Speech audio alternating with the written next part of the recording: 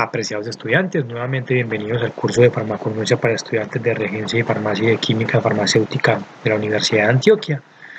Vamos a continuar entonces con la segunda parte de las plantas aprobadas con fines terapéuticos en Colombia. Ya habíamos visto una introducción, ya habíamos visto unas definiciones, ya habíamos visto qué es el listado de plantas aprobadas en Colombia, de plantas medicinales, de dónde se obtiene, quién lo genera, quién lo actualiza, etcétera.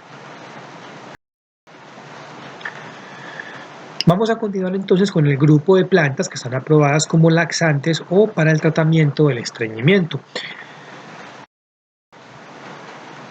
Un grupo importante de plantas en cuanto a su número, aquí nos vamos a encontrar con una gran cantidad de plantas que tienen una actividad directamente sobre la patología del tratamiento del estreñimiento.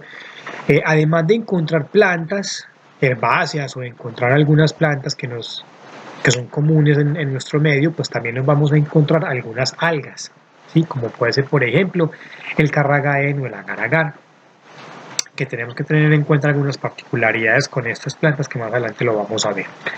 Esas plantas están aprobadas, o este grupo de plantas que tenemos aquí están aprobadas, ya sea como coadyuvantes en el tratamiento del estreñimiento, como laxantes y coadyuvantes en el tratamiento del estreñimiento, o alguna de ellas, como vamos a ver más adelante, pues están aprobadas solamente como laxantes. Tenemos entonces nuevamente diferentes familias y diferentes partes o drogas aprobadas en las cuales podemos encontrar los metabolitos potencialmente responsables de esa actividad farmacológica. Tenemos algunas muy particulares, como por ejemplo el trigo y la avena, que son de consumo habitual en nuestra dieta. Tenemos también la espágula, el lino y el psyllium.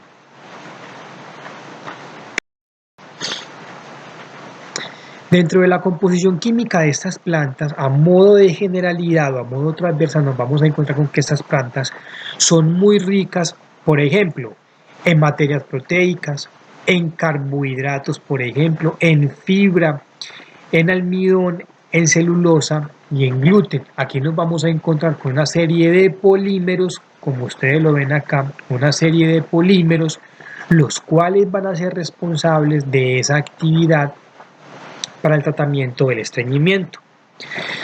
Además, pues de encontrar estos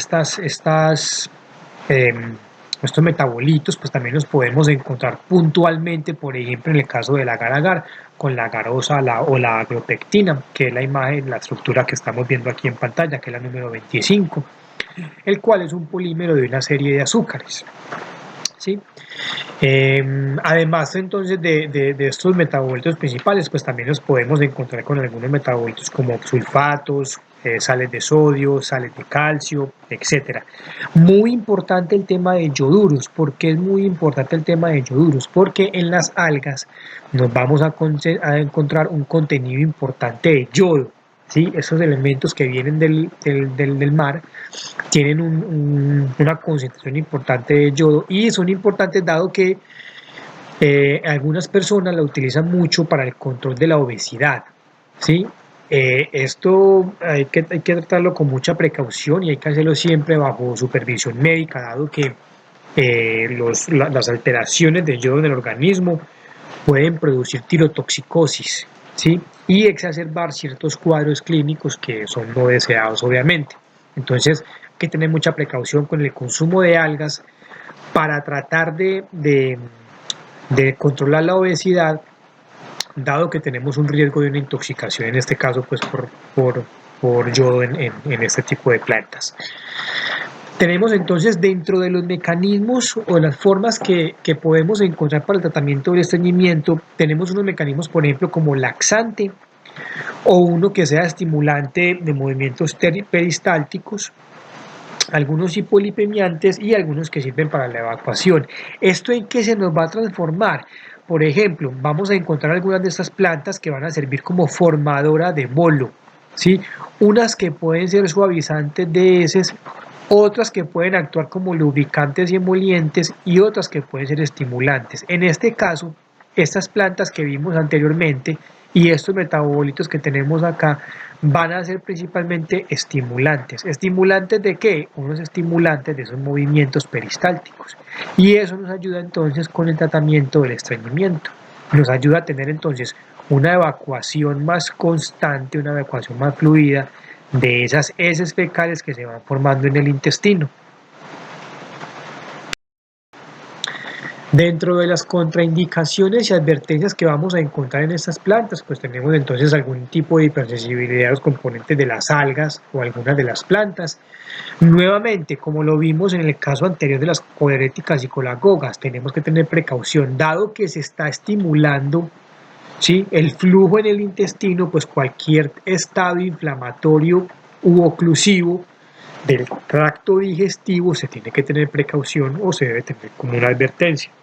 ¿Sí? Cualquier tipo de inflamación del tracto gastrointestinal, una obstrucción o apendicitis. También algún tipo de obstrucción biliar. Si hay una patología, por ejemplo, desarrollada alrededor del hilio paralítico, dolor abdominal agudo de cualquier origen, por ejemplo, también tiene que tener mucha precaución. En embarazo y lactancia, que ya habíamos visto pues como una generalidad dentro de las plantas, cualquier tipo de hipertiroidismo, hipotiroidismo, bueno, cualquier tipo de desequilibrio en la tiroides, hay que tener mucha precaución con el consumo de estas plantas, sobre todo con las algas, ¿sí?, donde encontramos una fuente importante o rica en yodo. Está contraindicado, por ejemplo, en pacientes con una absorción intestinal deficiente, que tengan diarrea o que tengan deshidratación, principalmente el trigo. No se debe consumir en pacientes diabéticos bueno, más que no se deba consumir, es que hay que tener mucha precaución en pacientes que son diabéticos, ¿sí? ¿Por qué? Porque ya habíamos visto que podíamos encontrar algunos polímeros de azúcar, ¿sí? Y podemos encontrar también algunos compuestos glicosilados. Entonces hay que tener mucha precaución cuando se está consumiendo este tipo de plantas para el tratamiento del estreñimiento si la persona es diabética, ¿sí?, dado que podríamos alterar el control de los niveles de glicemia o de azúcar en sangre.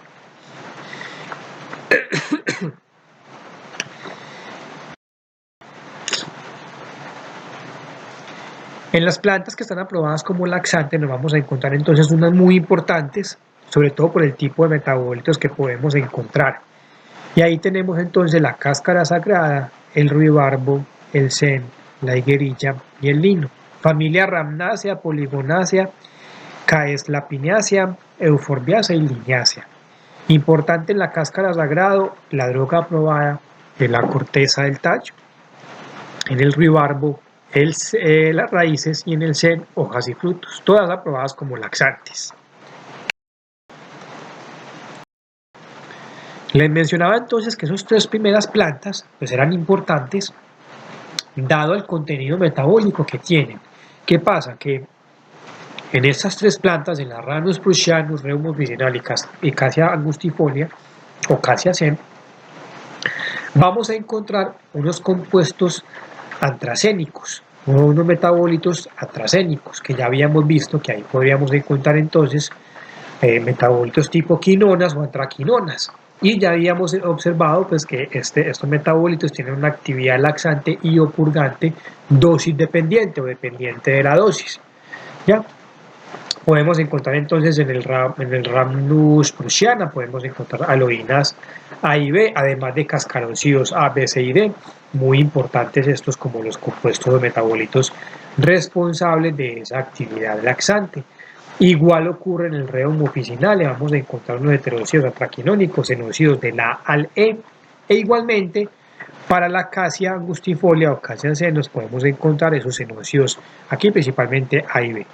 Ya habíamos observado entonces que la forma glicosilada es la forma inactiva de este tipo de moléculas y que cuando entran en contacto con enzimas en el intestino se rompen esos enlaces glicosídicos, se libera la forma aglicona de la antraquinona y ahí es donde encontramos ya el metabolito con actividad farmacológica.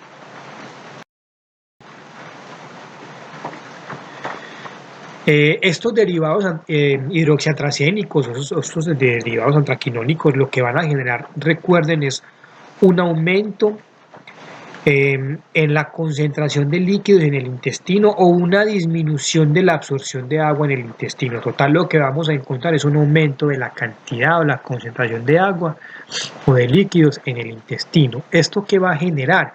Un efecto suavizante de heces y un efecto lubricante y emoliente. Entonces, esa es la principal el principal mecanismo por el cual las plantas que tienen estos xenócidos, estos compuestos antraquinónicos, ejercen la actividad laxante, ¿sí?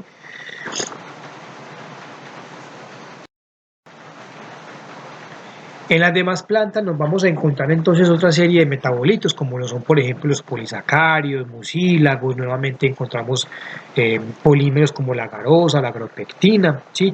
Muy importante tener presente es que estos polisacáridos, estos polímeros de glucosa, de unidades de glucosa, van a servir como una especie de esponja, ¿sí? Y eso va, por ejemplo, cuando hay un exceso de agua, va a permitir que se atrape esa agua, que se absorba y va a generar un estímulo en el peristaltismo. Entonces también ayuda mucho a que se genere un tránsito regular en el intestino de esas heces fecales que se están formando. En estas plantas que vimos entonces diferentes a las que tienen esos compuestos antraquinónicos, pues nos vamos a encontrar que, como les había mencionado anteriormente, pues la actividad laxante se da principalmente porque permiten formar el bolo, ese bolo de heces fecales que se van formando y van permitiendo un tránsito regular en el intestino, y genera también entonces un estímulo para que se aumente el peristaltismo en el intestino y permita ese flujo de ese bolo de esas heces fecales que se van formando. Dentro de las contraindicaciones y advertencias tenemos entonces una general que ya hemos visto en varias ocasiones, que es la hipersensibilidad a los componentes de las plantas. No se recomienda entonces igualmente, como lo vimos anteriormente, en estado de embarazo, no se recomienda administrar esas plantas durante estado de embarazo. Y muy importante, tampoco se recomienda durante periodos de menstruación, dado que como estamos estimulando el peristaltismo intestinal, se puede exacerbar o puede aumentar, por ejemplo, la sensación de dolor ante esos espasmos musculares que se generan durante el periodo menstrual. Y tampoco durante algunas infecciones en vías genitales, como la cistitis, por ejemplo. Se debe usar con mucha prudencia en casos de hemorroides o de colitis ulcerosa, dado que tenemos unos mecanismos entonces de formación de bolo, sí, que permiten la formación de bolo. Si hay unos metabolitos que absorben agua, entonces, por ejemplo, y permiten la formación del bolo, pues es un bolo fecal un poco más duro, más consistente, entonces puede aumentar, por ejemplo, el dolor que se genera en los cuadros de hemorroides o estas colitis ulcerosas. No se deben administrar por más de 2 semanas, dado el riesgo que podemos tener, por ejemplo, de deshidratación en las plantas que tienen estos derivados antraquinónicos y también el posible desequilibrio electrolítico que se puede generar derivado del consumo de estas. Están contraindicados en estados inflamatorios subobstructivos del tracto gastrointestinal. La sobredosificación en estos casos, por ejemplo, de las plantas con derivados antraquinónicos, pues puede producir algunos cuadros de diarrea aguda, aumentar la pérdida de agua y por ende pues un riesgo de deshidrataciones, y no se debe consumir en edades extremas, por ejemplo en niños menores de 2 años o en adultos mayores de 60 años. No se recomienda el consumo, o al menos tiene que tener mucha supervisión médica, ¿sí? Dado que son edades muy sensibles a algunas patologías. Se recomienda el consumo considerable de agua. Se deben tomar máximo, o al menos por una semana, algunos de ellos, sobre todo las plantas que tienen los xenócidos. Y hay que tener nuevamente precaución en pacientes diabéticos, porque nuevamente encontramos metabolitos, polisacáridos, polímeros de glucosas, ¿sí? Etcétera, etcétera. Bueno, vamos a continuar con las plantas que están aprobadas como diuréticas. En este grupo de plantas nos encontramos entonces 4 representantes, que son el diente león, que ya lo habíamos mencionado en algún momento, la ortiga mayor y ortiga menor también habíamos hablado de ellas, y tenemos unas dos representantes nuevas que son la cola de caballo y matarratón, que son plantas comúnmente utilizadas. Diente león, familia de asteráceas, Utitiaceae en la ortiga mayor y ortiga menor, en la cola de caballo Equistetácea, y el matarratón, la familia de las fabaceas. Diferentes partes de la planta como droga aprobada, ya sea hoja raíz, hojas o las partes aéreas en el caso de cola de caballo y matarratón. Todas aprobadas como diuréticos, en el caso de la ortiga mayor y ortiga menor como diurético y rubefaciente, y en el caso del diente león, pues además de diurético como coadyuvante en alteraciones biliares. En cuanto a la composición química, nos vamos a encontrar un componente muy importante y son los compuestos fenólicos. Puntualmente, para el caso, por ejemplo, transversal o el caso de las 4 plantas que vemos allí, pues nos podemos encontrar principalmente con flavonoides. Y además de los flavonoides, nos podemos encontrar entonces también con algunas aminas biogénicas. No hay un mecanismo muy claro por el cual estos metabolitos que vimos anteriormente pueden ejercer esta actividad diurética, sin embargo se plantean algunas hipótesis. Una de ellas es, por ejemplo, que estos flavonoides actúan como un relajante en la musculatura lisa en la vejiga, ¿sí? Y por una acción mecánica puede generar que pues se permita una evacuación de ese líquido que se va acumulando en la vejiga, ¿sí? O un aumento también en la cantidad de orina. Entonces, dado que no hay un mecanismo, pues hablamos de pronto de algunas hipótesis en las cuales vemos implicados estos flavonoides. Dentro de las contraindicaciones y advertencias para estas plantas, bueno, eso es la primera que vemos ahí es una contraindicación, una advertencia pues que es general. Estas plantas o las plantas con actividad farmacológica pues se recomienda mucho el consumo fresco de este tipo de plantas, dado que cuando se guardan por tiempos prolongados pues se pueden comenzar a degradar los metabolitos con actividad farmacológica y al consumir las plantas pues vamos a tener posiblemente un fallo terapéutico. La hipersensibilidad a los componentes de la planta, así como no administrar en embarazo y lactancia, entonces son algunas de las contraindicaciones y advertencias generales que vemos que hemos visto en las demás plantas. No consumir tampoco menores de 12 años. Se debe tener mucha precaución en pacientes con desequilibrios electrolíticos y o hipertensión arterial, dado que tenemos una acción directamente, por ejemplo, entonces en la vejiga. No se recomiendan usos prolongados, al menos periodos mayores de 30 días con este tipo de plantas. Y hay que tener mucha precaución con el ácido fórmico que podemos encontrar en las hojas, dado que puede generar ciertos cuadros de hipersensibilidad. Continuamos con el grupo de plantas que están aprobadas para la dispepsia. En este grupo de plantas encontramos entonces la verbena, cadillo, limoncillo, alcachofa, que ya habíamos hablado de la alcachofa, familia de la verbenácea para la verbena, asterácea para alcachofa y cadillo, y la poácea en el limoncillo, diferentes partes de la planta aprobada o diferentes órganos o drogas aprobadas. Y el uso aprobado para estas plantas va a ser entonces en torno a que son consideradas como un coadyuvante en dispepsia. Hay otros, por ejemplo, como en el cadillo, que son coadyuvantes en el tratamiento de la gastritis y que además de esas dos actividades, pues en la verbena también podemos encontrar actividad sedante y en el limoncillo también podemos encontrar actividad antiflatulenta, más la actividad colerética y colagoga que ya habíamos hablado, que ya habíamos mencionado en la alcachofa. Tenemos adicionalmente entonces el boldo, anís, cidrón y la genciana. Aquí nuevamente plantas que están aprobadas para el tratamiento de la dispepsia. Todas, aquí las que tenemos acá, todas como coadyuvantes en el tratamiento de la dispepsia. En la genciana encontramos entonces también una actividad estimulante del apetito. En el cidrón, además de esta actividad para tratamiento de la dispepsia, también lo podemos encontrar como sedante y antiflatulento. En el anís también como antiflatulento y en el boldo también podemos encontrar actividad colerética y colágeno. Encontramos también otro grupo de plantas para el tratamiento de la dispepsia, el hinojo, el líquen de Islandia y el rábano, ¿sí? Nuevamente diferentes partes aprobadas, diferentes drogas aprobadas y diferentes familias. Aquí ya tenemos un grupo, como tenemos un grupo más nutrido, un grupo más numeroso, pues nos encontramos ya diferentes familias o familias más numerosas, inclusive que no habíamos mencionado anteriormente.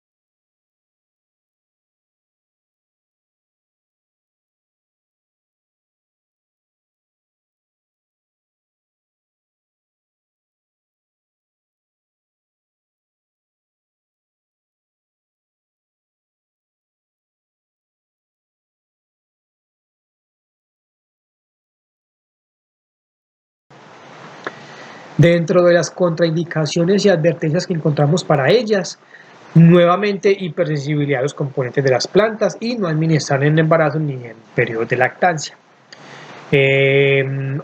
No administrar, por ejemplo, en casos de obstrucción biliar u obstrucción del tracto gastrointestinal. No consumirse con alcohol o algún otro depresor del sistema nervioso central, dado que, por ejemplo, tenemos la verbena o la verbenácea de la familia de las verbenáceas que tiene actividad sedante. Entonces hay que tener precaución con el consumo de esta planta con algún depresor del sistema nervioso central o con el alcohol. No se debe administrar, por ejemplo, hay que tener mucha precaución en cuadros extremos de gastritis o de úlceras gastroduodenales, porque una cosa es la dispepsia, otra cosa es las úlceras gastroduodenales, hay que tener precaución con eso, ¿sí? No se debe tampoco consumir en niños menores de 3 años o en personas que requieran vigilia por lo que ya comentamos anteriormente. Hay algunas plantas que son sedantes, por ejemplo en el caso de la verbena. Y algunas de esas plantas, sobre todo las que pertenecen a la familia de las apiáceas, pueden generar fotosensibilización por la presencia de algunas furanocumarinas, que ya habíamos visto en el curso en el tema de furanocumarinas, de metabolitos secundarios, pues que eran responsables de una actividad fotosensibilizante en la piel.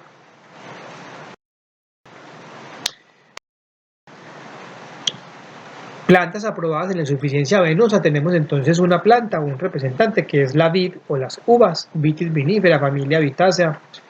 La droga aprobada son las hojas y están aprobadas como para la insuficiencia venosa. Sí, pues las uvas las conocemos ampliamente, más que todo es por el fruto, donde encontramos un contenido muy importante de algunos compuestos polifenólicos, sobre todo las antocianinas, los flavonoides, que los encontramos aquí, también con taninos condensados, algunos taninos hidrolizables, algunas estilbenos, etc. ¿Sí? En este caso, pues, la droga aprobada tenemos las hojas como droga para el tratamiento de la insuficiencia venosa.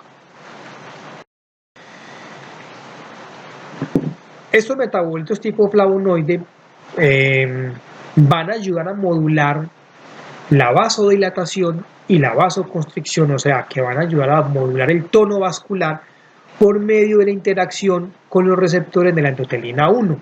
Van a actuar como si fuese un compuesto metabolito antagónico, un fármaco antagónico, impidiendo que se una la endotelina 1, la cual genera pues una cascada de señalización de segundos mensajeros a nivel interno, ¿sí? Y que genera una vasoconstricción. Entonces, al mediar o al impedir, por ejemplo, que se unan esta endotelina 1 con el receptor de la endotelina 1, que está acoplado a una proteína G de membrana, van a impedir que se genere una vasoconstricción. Entonces, eso va a ayudar a regular el tono vascular. Principalmente, pues, al impedir que se genere vasoconstricción, pues va a generar algo así como una vasodilatación. Contraindicaciones y advertencias de estas plantas, principalmente hipersensibilidad a los componentes de la planta, embarazo y lactancia, y hay que tener mucha precaución porque estas plantas tienen un alto contenido de insecticidas, entonces hay que lavarlas muy bien, sobre todo pues, los frutos cuando se consumen y asimismo las hojas. Plantas aprobadas como antisépticas. Tenemos 3 representantes, el tomate, la brusca y el pronto alivio, familia Solanaceae, Fabaceae y Verbenácea.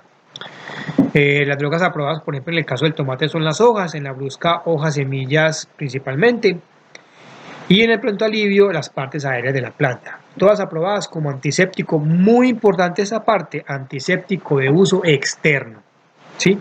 En esas plantas nos vamos a encontrar que dentro de su composición química, pues son algunas plantas, o son plantas que son ricas principalmente en compuestos fenólicos como los flavonoides, además de los demás metabolitos que podamos encontrar, tomatidina, tomatina, los glicoalcaloides o carotenoides como el licopeno, betacaroteno, etc. ¿Sí? Esos compuestos fenólicos como los flavonoides y algunos taninos tienen una capacidad de interacción física directamente con las membranas celulares. Y esa interacción con las membranas va a generar una lisis o una interrupción de la continuidad de esa membrana. ¿Sí? Y eso va a generar que todo el contenido que hay en el citoplasma fluya hacia el citosol, ¿sí? De manera descontrolada. Se generan como una especie de poros por los cuales todo ese contenido que hay dentro de la célula va saliendo hacia el citoplasma, ¿sí? Y eso va a generar que se genere una disrupción de la membrana y mueran las células. En este caso, pues un antiséptico, pues mueren las bacterias. Importante acá, ya lo habíamos mencionado, la gran cantidad de hidroxilos que tienen para interactuar estos flavonoides. Estos hidroxilos son los llamados a ser los responsables de esa capacidad de interactuar con esas membranas, por ejemplo, en este caso de bicapas lipídicas, por ejemplo. Contraindicaciones y advertencias, y una recomendación muy importante es que estas plantas son de uso externo, ¿sí? Entonces hay que tener mucha precaución con eso, son de uso externo. Ya habíamos hablado de otra planta que se recomienda que sea de uso externo, el ají, ¿sí? Como un rubefaciente o como un analgésico. En este caso, como rubefaciente, pues se recomienda que sea de uso externo. El consumo de algunos tallos, pues, de las hojas y de los frutos demasiado jóvenes pueden causar algunos cuadros de toxicidad relacionados con la presencia de algunos alcaloides esteroidales como la tomatidina o la solacidina, que son unos tipos de alcaloides esteroidales que podemos encontrar en las solanáceas principalmente.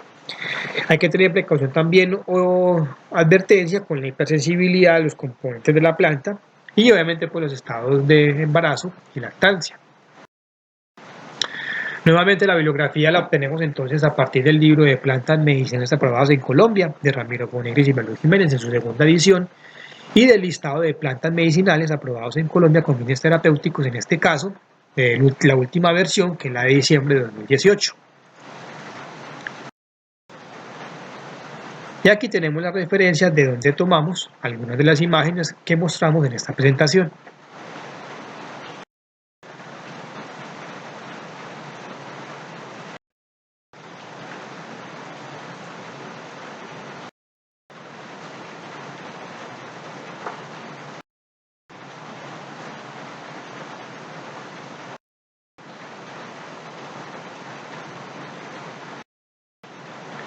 Nuevamente gracias por su atención y espero verlos en el siguiente video donde vamos a terminar el ciclo de plantas medicinales aprobadas en Colombia.